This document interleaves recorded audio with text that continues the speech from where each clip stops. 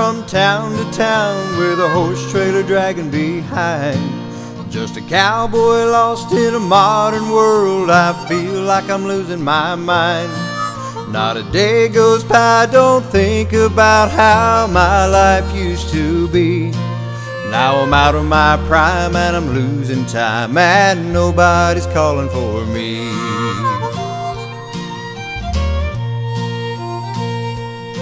They used to call my name come roundup time. Now the four-wheelers takes my place, and the cowboy life that I've always loved is getting lost without a trace. But I won't give up and I won't give in. I'm a cowboy till I die. And I know there's got to be a place for me underneath big western sky.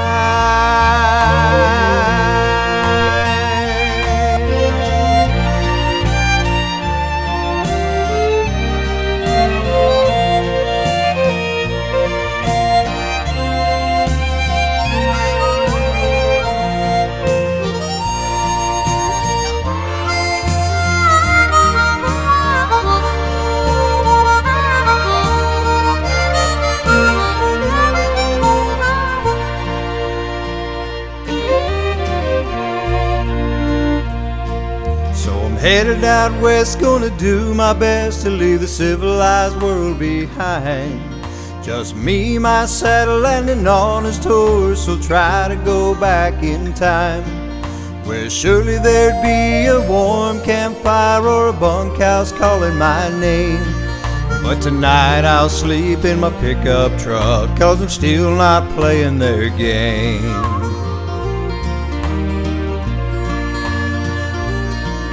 The world may turn, but the thing they can't change is the way I feel inside. A prairie fire may burn itself out, but you can't snuff a cowboy's pride. I'll be what I am and I'll do what I do. This life is worth fighting for. Yeah, the cowboy life is alive for me and 10,000 more.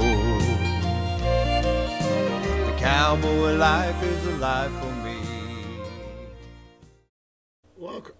Welcome to the horsemanship.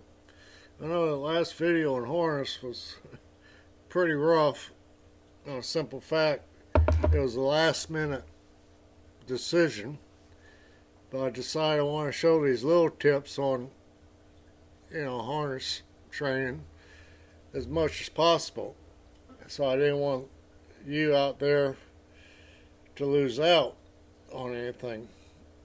And like on the last video, something happens, like show how to handle it. But I did all my homework before that time, so it wasn't much of it. I mean, I got it pretty calm with the shafts and everything.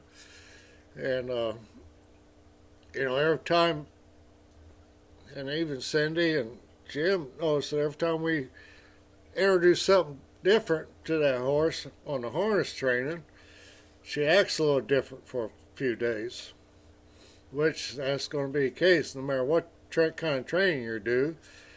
You just got to realize you introduce something new to them it's new, to us it's old. Just like Jim didn't understand at first how come she pulled the skid real good, but wanted to put the PVC pipe on it for shafts and all. How come she act silly? Well, something new. She's not used to the pressure. So we did that for a while, and now we're going to the cart. And I don't think it picked up well in the video, but I don't do this kind of training in a round pen for a simple fact. If things do get a little dicey,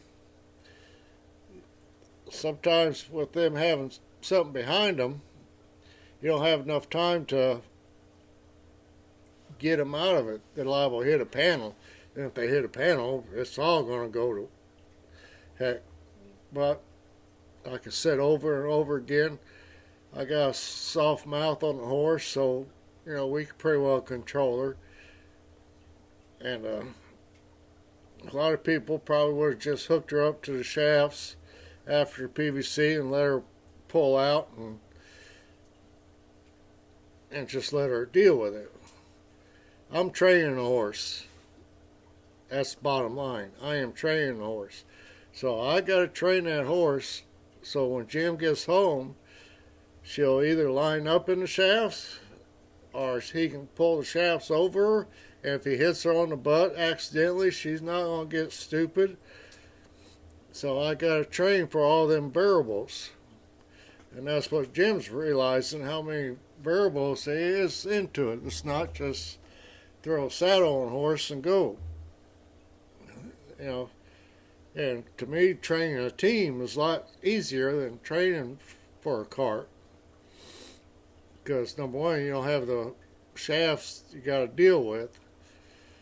You know, a training cart it's got it's got brakes on it, but the poles are really heavy. So as you see in the video, I had to come up with a way where I'd bring over top and help the poles in place. So when we do hook her up to it. So on some of these harness training videos, they're going to be short because, like with her, the first 2 days was nothing like the video you saw the last one I just did. So, but what happened was, first night was sketchy, second night she was better, third night she was great, and in the video you saw she was good. So instead of keep pushing her until something bad happens, because I've had a fight in that last video to not hook her up to the cart and go. But more groundwork I do with her, when I kind of, what I call groundwork, is getting her used to the shafts, getting her used to coming over her and such, better off she's going to be, and I will be too. I've said time and time again, safety's first on this. Always safety. Because it can go bad quick. And you don't want to get a horse hurt doing this. Because once they get hurt doing this, you're going to go back almost to the beginning at this stage. So my job is to keep her safe and present everything to her until she gets used to it. And then we go to the next step. Now, saying that, I don't get her just used to it one day. I want like 3 or 4 days of consistency where she's good and relaxed. And then we'll go to the next step. Yeah, it's boring and sort of tedious, but down the road it's going to pay off a lot better. I mean, trust me. So, you know, I hope you enjoy these harness training videos. I'm enjoying doing them.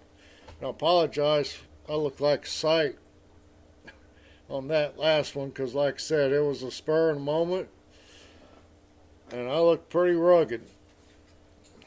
So, but that's real life. I mean, I didn't go out there with starch shirt, starch pants, and tell you what to do. You know, that was the real deal. As most people know by now watching these, and like Jim's realizing I am what I am. I'm the same here working these horses that I am on these videos.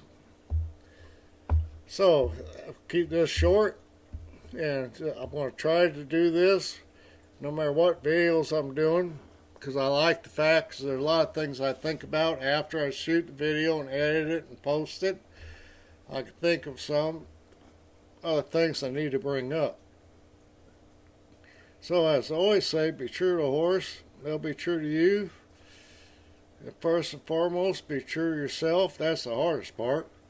And God bless. Take care.